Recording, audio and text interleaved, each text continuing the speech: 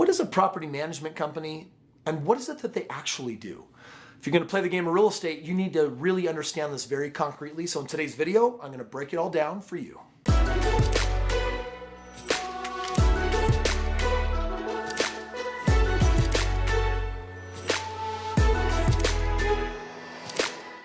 All right, my friends, Kris Krohn here, and today we're talking about property management. If you're in the game of real estate, you're going to have to decide, are you going to be your own property manager? Do you hire a different third-party property manager? Do you skip property management by going lease option? You've got a number of different considerations here, and what I want to do is I want to hit the really main big ones for you that will help you really just understand what property management is. All right, so the first thing to understand is that property management, their responsibility is to find tenants. So if you have a house and it's vacant and you need to get it rented out, then property manager is going to do that.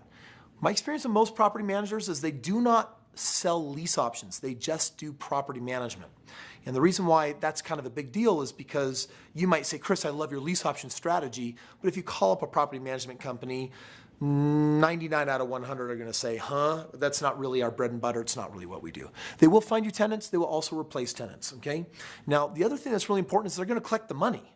If you are a big-hearted person, landlording might be really tough for you because people are always looking for where they got the wiggle room. So a number of people are going to see if they can mooch a little on you. And if they can mooch a little, they're going to take the pinky. They're going to end up taking the whole body because that's kind of what goes down. The last thing you want to do is get in a relationship with a tenant where you're in the perpetual habit of being late. So they're going to go ahead and take care of collections.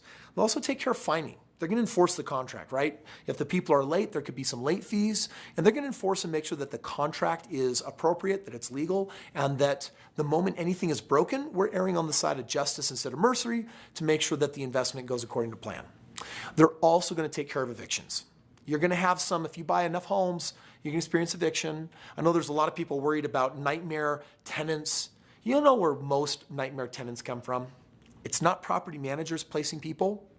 It's novices placing people. So we'll actually put the wrong people in our homes, and then when we get what we deserve. We didn't know, but we didn't know the standards. We didn't know the mark. And the reality is real basic common sense. Hey, this person makes $30,000 a year, but they want to rent this place at $1,500 a month. Well, do some basic math there. $1,500 a month, that's, what is that, $18,000? That's more than half of the money that they make. No bank is ever going to do a loan and take more than half of your income and apply it to your ability to pay a mortgage. So you shouldn't either. These property management companies, they have standards for knowing what a good tenant will be, what a bad one will be. They're going to do background checks. They're also going to pick up the phone and they're going to do some reference checks if they're a good, thorough property management company. And then the last thing is that your property is going to have some repairs. And if you got a property manager involved, they may be the repair company, they may be third party to the repair company. And generally, if it's over a certain amount of money, they will send an email, say, hey, this is the bid, this is what's broken, this is what we need you to authorize. And I do get a little skeptical here just between you and I because it's really hard to track a world where there's kickbacks, but it's not like the property manager is trying to save you money. So often they'll go to super competent repair people, but the super competent might charge you double or triple. So that's where you might want to get a little bit involved when it comes to approving the repairs of the property.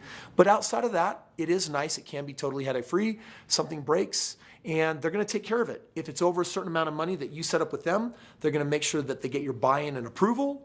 So there you have it. Property management in a nutshell, A to Z, soup to nuts, is basically they're there to find people for your house, enforce the contract, and get people out if they're the wrong people. And otherwise, they're going to do all of that and charge you roughly 10%. Some might charge 9, some might 8, some might charge 12. It depends. But 10% is really an average amount that they're going to charge you your gross rent. So if you're renting a house for $1,200 a month, 10% is going to be $120 a month. That's what it's going to cost to have them. And I'm going to tell you right now, if you've got an awesome tenant in the house, then you'll be like, why am I paying this property manager? But the moment things go sideways, you can be really grateful that you do have one.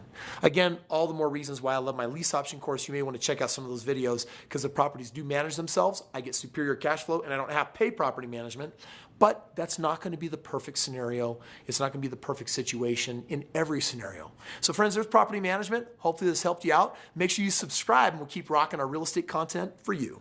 Whoop, there it is. Whoop, there it is. I just totally dated myself. But yes, that's what you need to know about property management. Now, if property management is not your game and you want to rise above it, you want to go above it, and you want to play in some different ways, you got to check out some of the cool things we do in real estate. Check out my website. I'm going to talk about lease options. It's a beautiful alternative. And you can even own real estate honestly, hands off, hands free, but be making 100% of the money.